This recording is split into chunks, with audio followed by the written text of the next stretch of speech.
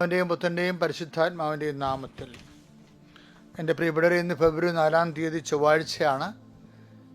എല്ലാവർക്കും എൻ്റെ സ്നേഹവന്ദനം. നമുക്ക് പ്രാർത്ഥനയിലേക്ക് പ്രവേശിക്കാം. അമ്മേ, പരിശുദ്ധ അമ്മേ, അമ്മേ പരിശുദ്ധ അമ്മേ, ദേവമാതാവേ, ദൈവമാതാവേ, അന്ന് അങ്ങ് കൃപാസനത്തിൽ പ്രത്യക്ഷപ്പെട്ട് വരാൻ പോകുന്ന മഹാദുരന്തത്തിൽ നിന്ന് രക്ഷപ്പെടാനും എല്ലാവർക്കും വേണ്ടി പ്രാർത്ഥിക്കുവാനും ആവശ്യപ്പെട്ടിട്ട് 20 വർഷം കഴിഞ്ഞ ഈ വേളയിൽ കൃപാസനത്തിലൂടെ ഞങ്ങൾക്ക് ഈ ദേശത്തിനും അങ്ങ് മാധ്യസ്ഥം തേടി തന്ന എല്ലാ അനുഗ്രഹങ്ങൾക്കും കൃപകൾക്കും ഞങ്ങളിപ്പോൾ ഹൃദയം നിറഞ്ഞ നന്ദി പറയുന്നു. അമ്മേ പരിശുദ്ധ അമ്മേ, ജയമാല മാതാവേ, സകല പ്രാർത്ഥനയോട് ചേർത്ത് ഞങ്ങളിപ്പോൾ പ്രാർത്ഥിക്കുന്ന ഈ കുടുംബത്തിന്റെ പ്രത്യേക നിയോഗം പ്രമക്കളെ,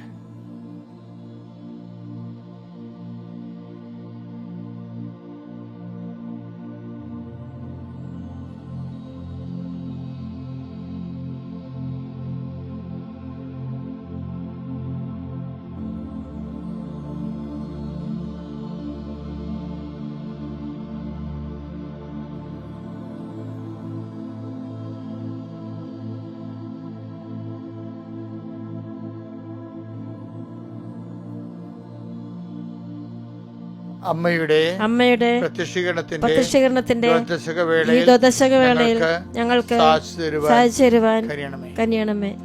വിശ്വാസ പ്രമാണം. സർവശക്തനായ പിതാവും ആകാശത്തിന്റെയും ഭൂമിയുടെയും സൃഷ്ടാവുമായ ദൈവത്തിൽ ഞാൻ വിശ്വസിക്കുന്നു. അവിടുത്തെ ഏകപുത്രനും ഞങ്ങളുടെ കർത്താവുമായ ഈശോമിശിഹായിലും ഞാൻ വിശ്വസിക്കുന്നു. ഈ പുത്രൻ പരിശുദ്ധാത്മാവിനാൽ ഗർഭസ്ഥനായി കന്യകാമറിയത്തിൽ നിന്ന് പിറന്ന് പൊന്തിയോസ് പീലാത്തോസിന്റെ കാലത്ത് പീഡകൾ സഹിച്ച് കുരിശിൽ തറയ്ക്കപ്പെട്ട് മരിച്ച് അടക്കപ്പെട്ട് പാതാളങ്ങളിൽ ഇറങ്ങി മരിച്ചവരുടെ ഇടയിൽ നിന്ന് 3-ാം നാൾ ഉയർത്ത് സ്വർഗത്തിലേക്ക് എഴുന്നള്ളി സർവശക്തിയുള്ള പിതാവായ ദൈവത്തിന്റെ വലതുഭാഗത്തിരിക്കുന്നു. അവിടെ നിന്ന് ജീവിക്കുന്നവരെയും മരിച്ചവരെയും വിധിക്കുവാൻ വരുമെന്നും ഞാൻ വിശ്വസിക്കുന്നു. പരിശുദ്ധാത്മാവിലും ഞാൻ വിശ്വസിക്കുന്നു. വിശുദ്ധ കത്തോലിക്കാ സഭയിലും പുണ്യവാന്മാരുടെ ഐക്യത്തിലും പാപങ്ങളുടെ മോചനത്തിലും ശരീരത്തിന്റെ ഉയർപ്പിലും നിത്യമായ ജീവിതത്തിലും ഞാൻ വിശ്വസിക്കുന്നു. ആമേൻ. സുഖസ്ഥനായ ഞങ്ങളുടെ പിതാവേ, അങ്ങയുടെ നാമം പൂജിതമാകണമേ. അങ്ങയുടെ രാജ്യം വരണമേ. അങ്ങയുടെ തിരുമനസ് സ്വർഗത്തിലെ പോലെ ഭൂമിയിലും ആകണമേ. അന്നു വേണ്ടുന്ന ആഹാരം ഇന്ന് ഞങ്ങൾക്ക് തരണമേ. ഞങ്ങളോട് തെറ്റ് ചെയ്യുന്നവരോട് ഞങ്ങൾ ക്ഷമിക്കുന്നത് പോലെ ഞങ്ങളുടെ തെറ്റുകൾ ഞങ്ങളോടും ക്ഷമിക്കണമേ. ഞങ്ങളെ പ്രലോഭനത്തിൽ ഉൾപ്പെടുത്തരുതേ, തിന്മയിൽ ഞങ്ങൾ രക്ഷിക്കണമേ. ആമേൻ. നന്മ നിറഞ്ഞ മറിയമേ, സ്വസ്തി. കർത്താവ് അങ്ങയുടെ കൂടെ സ്ത്രീകളിൽ അങ്ങ് അനുഗ്രഹിക്കപ്പെട്ടവളാകുന്നു. അങ്ങയുടെ ഉദരത്തിൻ ഫലമായി ഈശോ അനുഗ്രഹിക്കപ്പെട്ടവനാകുന്നു. പരിശുദ്ധ മറിയമേ, തമ്പുരാന്റെ അമ്മേ, പാപികളായ ഞങ്ങൾക്ക് വേണ്ടി ഇപ്പോഴും ഞങ്ങളുടെ മരണസമയത്തും തമ്പുരാനോട് അപേക്ഷിക്കണമേ. ആമേൻ. അനുദിന അനുഗ്രഹ പ്രാർത്ഥന. കർത്താവിന്റെ ഉന്നതമായ നാമത്തിന് സ്വസ്ഥം ചെയ്യുന്നു. കർത്താവ്, ഈ പ്രഭാതം അങ്ങ് ഞങ്ങൾക്ക് നൽകിയതിനെ ഓർത്ത് നന്ദി പറയുന്നു. ഈശോയെ,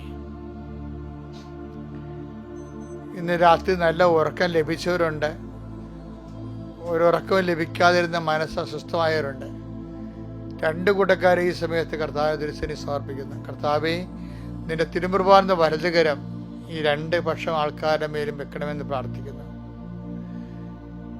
കർത്താവ്, ഉറക്കം ലഭിച്ചവർക്ക് ആ സമാധാനം നിലനിന്ന് പോകാനും വലിയ ഫലങ്ങൾ, ക്രിസ്തുവിൻ്റെ ഫലങ്ങൾ, സുവിശേഷത്തിൻ്റെ ഫലങ്ങൾ പ്രയോഗിക്കാനും സഹായിക്കട്ടെ. ഉറക്കം ലഭിക്കാത്തവർക്ക് സമാധാനപ്പെട്ട് ഞങ്ങളുടെ സമാധാനം ക്രിസ്തുവിൻ്റെ നാമത്തിൽ, ക്രിസ്തുവാണ് സമാധാനം എന്ന് മനസ്സിലാക്കിക്കൊണ്ട് തന്നെ ക്രിസ്തുവിലൂടെ അവർക്ക് സമാധാനം ലഭിക്കാൻ, ക്രിസ്തുവാകുന്ന സമാധാനം ലഭിക്കാൻ അവരെ ക്രിസ്തുവിൻ്റെ നാമത്തെ ആസ്വദിക്കുന്നു.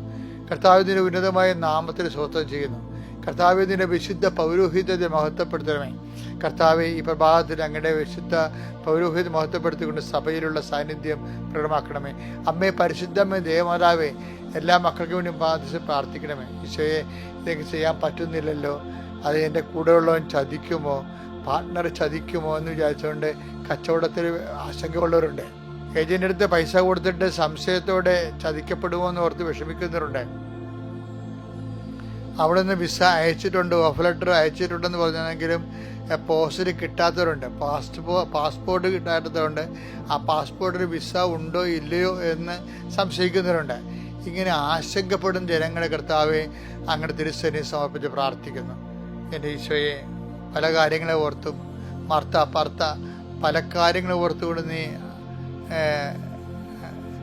ആകുലചിത്തയാണെന്ന് പറഞ്ഞ പോലെ ഈശോയെ, മനുഷ്യർ പല കാര്യങ്ങൾ ഓർത്ത് ആകുലചിത്തയാണ് കർത്താവ്. അവർക്ക് ഒന്ന് മാത്രം മതിയെന്ന് നീ പറഞ്ഞു. അതിൻ്റെ അർത്ഥം എന്താണെന്ന് വെച്ച് കഴിഞ്ഞാൽ, ആദ്യം ദൈവത്തിൻ്റെ രാജ്യത്തെയും അതിൻ്റെ നീതിയെയും കുറിച്ച് അന്വേഷിക്കുമ്പോൾ ബാക്കിയുള്ളത് ചേർത്ത് നൽകുമെന്ന് അതിൻ്റെ അർത്ഥം. കർത്താവ്, ആ ഭാഗമാണ് ഞങ്ങളിന്ന് വായിച്ച് കേൾക്കാൻ പോകുന്നത്. അതുകൊണ്ട് തന്നെ കർത്താവെ, നിന്റെ നാമത്തെ മക്കളെ ആശീർവദിക്കണം. കർത്താവെ, നിന്റെ വിശുദ്ധ പൗരോഹിത്യത്തെ നീ മഹത്വപ്പെടുത്തണം. കർത്താവെ, സഭയിലുള്ള സാന്നിധ്യം നീ പ്രകടമാക്കണം. എൻ്റെ കർത്താവിൻ്റെ ഉന്നതമായ നാമത്തിൽ, സഭയുടെ അധികാരത്തിൽ, നിന്റെ ശാരീരിക അസുഖമുള്ളവനാ നീയെങ്കിലെ കർത്താവ് നിന്നെ സുഖപ്പെടുത്തട്ടെ. എൻ്റെ കർത്താവിൻ്റെ ഉന്നതമായ നാമത്തിൽ, സഭയുടെ അധികാരത്തിൽ മാനസിക പീഡയുള്ള വ്യക്തിയാണെങ്കിൽ കർത്താവ് നിന്നെ ഈ ദിവസം ശക്തിപ്പെടുത്തട്ടെ. എൻ്റെ കർത്താവിൻ്റെ ഉന്നതമായ നാമത്തിൽ, സഭയുടെ അധികാരത്തിൽ ജീവിത പ്രശ്നങ്ങളുള്ള വ്യക്തിയാണ് നീയെങ്കിൽ കർത്താവ് നിന്റെ പ്രശ്നം ഏറ്റെടുക്കട്ടെ, നിന്നെ സമാധാനപ്പെടുത്തട്ടെ. എൻ്റെ കർത്താവിന് ഉന്നതമായ നാമത്തിൽ ഞാൻ നിന്നെ ആശീർവദിക്കുന്നു. എൻ്റെ കർത്താവിന് ഉന്നതമായ നാമത്തിൽ ഞാൻ നിന്നെ ആശീർവദിക്കുന്നു. നീ ജീവിതത്തിലെ നിന്റെ യാത്രയിൽ തടസ്സമുള്ളവരുണ്ടാകാം. യാത്ര വേണം, യാത്ര പോകണം, യാത്ര പോയേ മതിയാവൂ. പക്ഷെ ആവശ്യമായ സമ്പത്തില്ല.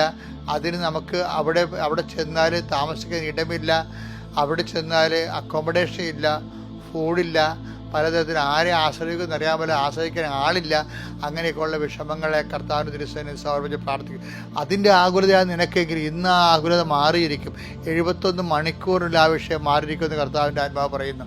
എൻ്റെ കർത്താവിൻ്റെ ഉന്നതമായ നാമത്തിൽ, സഭയുടെ അധികാരത്തിൽ, കുരിശിൻ്റെ അടയാളത്തിൽ, ദൈവശക്തിയാൽ അമ്മ അവർക്ക് വീഞ്ഞില്ല എന്ന് പറഞ്ഞുകൊണ്ട് കർത്താവിൻ്റെ തിരുസന്നിധിയിൽ മധ്യസ്ഥം വഹിച്ച പോലെ എല്ലാ ഇല്ലായ്മകൾക്കും വീട്, ജോലി, വിവാഹം, സമാധാനം, വഴി, വെളിച്ചം, ഇങ്ങനെയുള്ള എല്ലാ തരത്തിലുള്ള ഇല്ലായ്മയൊക്കെ കർത്താവെ, പഠിച്ചിട്ട് മനസ്സിലാകണില്ല, പഠിച്ചിട്ട് കയറുന്നില്ല, പരീക്ഷ കഴിഞ്ഞതിന് ശേഷം കൂട്ടി നോക്കിയിട്ട് ഒക്കണില്ല മാർക്ക്, അങ്ങനെ എല്ലാ തരത്തിലും സമം നഷ്ടപ്പെട്ടവർ കർത്താവെ, പലതരത്തിലുള്ള സാമ്പത്തിക ബാധ്യതകൾ മൂലം ഉണ്ടായിട്ടുള്ള വരുമാന മാർഗങ്ങളെക്കുറിച്ച് ആലോചിച്ചിട്ട് എന്ത് വരുമാനം, എന്ത് തൊഴിൽ ചെയ്ത് ജീവിക്കും എന്നതിനെക്കുറിച്ചൊരു ഐഡിയ കിട്ടണില്ല. അങ്ങനെ ഐഡിയ കിട്ടാത്തവർക്ക് വേണ്ടി പ്രാർത്ഥിക്കുന്നു. അവർക്ക് ഇന്ന് കർത്താവെ 12 മണിക്കുള്ളിൽ, രാത്രി 12 മണിക്കുള്ളിൽ അവർക്ക് ആവശ്യമായ ആശയങ്ങൾ കിട്ടിക്കൊണ്ട് അതിൻ്റെ അടയാളം കാണിച്ചുകൊണ്ട് അവരെ നീ സെറ്റ് ചെയ്യണമെന്ന് പ്രാർത്ഥിക്കുന്നു. കർത്താവ്, ഇന്ന് നീ ആ മക്കളെ അനുഗ്രഹിക്കാൻ പോകുന്ന ഓരോ അനുഗ്രഹങ്ങളെ ഓർത്തുകൊണ്ട് ഞാൻ എനിക്ക് നന്ദി പറയുന്നു. എൻ്റെ കർത്താവിൻ്റെ ഉന്നതമായ നാമത്തിൽ, സഭയുടെ അധികാരത്തിൽ, കുരിശടയാളത്തിൽ മക്കൾ ഈശോ നാമത്തിൽ സമർത്ഥമായി അനുഗ്രഹിക്കപ്പെടട്ടെ. കർത്താവ്, ഇന്ന് ഈ ആശീർവാദം വാങ്ങിക്കുന്ന മക്കൾ ഒരെണ്ണം പോലും സങ്കടപ്പെട്ട് രാത്രി കിടക്കാൻ വരരുത്. എൻ്റെ കർത്താവിൻ്റെ നാമത്തിൽ മാതാവിന് മധ്യസ്ഥ മക്കളെ ഏൽപ്പിക്കുന്നു. ഇത് നമ്മൾ എപ്പോഴും കേൾക്കുന്ന ഒരു വചനമാണ്. മത്തായി ശ്രീഹായുടെ സുവിശേഷം പ്രയോറിറ്റിയുടെ കാര്യമാണ് പറയുന്നത് ഇവിടെ. മത്തായി 6:31 വായിച്ചേ. നിങ്ങൾ ആദ്യം അവിടുത്തെ രാജ്യവും അവിടുത്തെ നീതിയും അന്വേഷിക്കുക. അതോടൊപ്പം മറ്റുള്ളവയെല്ലാം നിങ്ങൾക്ക് ലഭിക്കും. മറ്റുള്ളവയെല്ലാമാണ്. ആദ്യം അവിടുത്തെ രാജ്യവും അവിടുത്തെ നീതിയും. അപ്പോഴേ അവയോടൊപ്പം മറ്റുള്ളവയെല്ലാം, എംഫസിസ് കൊടുക്കേണ്ടത് മറ്റുള്ളവയെല്ലാം എന്നാണ്. പിന്നെ എംഫസിസ് കൊടുക്കേണ്ടത് ആദ്യം എന്നാണ്. ഇത് ഞാൻ ഇടയ്ക്കിടയ്ക്ക് നിങ്ങളോട് പറയുന്നതാണ്, എപ്പോഴും പറയും. കാര്യം ഇതൊരു അടിസ്ഥാന വചനമാണ്, ഇതൊരു കീ വേർഡാണ്. ഇതിട്ടാലാണ് ബാക്കിയെല്ലാം തുറന്നു കിട്ടുന്നത്. ഇതിനോട് ബന്ധപ്പെട്ട് ദൈവത്തിൻ്റെ മനസ്സ് വെളിപ്പെടുത്തുന്ന ഒരു സംഭവമാണ് ലൂക്ക 10:42. ഒന്ന് മാത്രമേ ആവശ്യമുള്ളൂ. ഇപ്പൊ എന്താണ് ആദ്യം ഒന്ന് പറഞ്ഞ? ആദ്യം ദൈവരാജ്യവും നീതിയും. ഇപ്പൊ എന്താ പറയണത്? ഒന്ന് മാത്രമേ ആവശ്യമുള്ളൂ. മറിയം നല്ല ഭാഗം തെരഞ്ഞെടുത്തിരിക്കുന്നു. മറിയം നല്ല ഭാഗം, ദൈവവചനം നടപ്പിൽ വരുത്തുന്ന ഭാഗമാണ് നല്ല ഭാഗം. അപ്പൊ ദൈവവചനം ആദ്യം അന്വേഷിക്കണം. അത് നടപ്പിൽ വരുത്തുമ്പോഴാണ് ദൈവരാജ്യം വരണത് നമ്മളിൽ തന്നെ. അപ്പോൾ ബാക്കിയുള്ളത് ചേർത്ത് നൽകണതാണ്. ആ ചേർത്ത് നൽകുന്ന കാര്യങ്ങളെക്കുറിച്ചാണ് മാർത്ത പലവിധ കാര്യങ്ങളെക്കുറിച്ച് നോക്കുണ്ടാകൂലയായിരിക്കുന്നു. ഒന്ന് മാത്രമേ ആവശ്യമുള്ളൂ, മറിയം നല്ല ഭാഗം തിരഞ്ഞെടുത്തിരിക്കുന്നു എന്ന് വെച്ച് കഴിഞ്ഞാൽ അതിൻ്റെ അർത്ഥം വചനവും വായിച്ചതിൻ്റെ ഇരുട്ടത്ത് വീട്ടിൽ കുത്തിയിരിക്കണം എന്നല്ല എൻ്റെ അർത്ഥം. വചനം നടപ്പിൽ വരുത്തുന്നത് ജീവിതത്തിൻ്റെ മുഖ്യമായ അജണ്ടയായി മാറണം. നമ്മുടെ പ്രയോറിറ്റി എന്ന് പറയുന്നത്, ഫസ്റ്റ് പ്രയോറിറ്റി വചനം ജീവിക്കുന്നതിലായി കാണണം. സുവിശേഷ സാക്ഷ്യ ജീവിതത്തിനാണ് പ്രയോറിറ്റി കൊടുക്കുമ്പോൾ ബാക്കിയുള്ള ചേർത്ത് നൽകപ്പെടും. Thank you. അത്യപൂർവ ദൈവാനുഭവങ്ങൾ ഇനി നിങ്ങൾക്കും സ്വന്തം.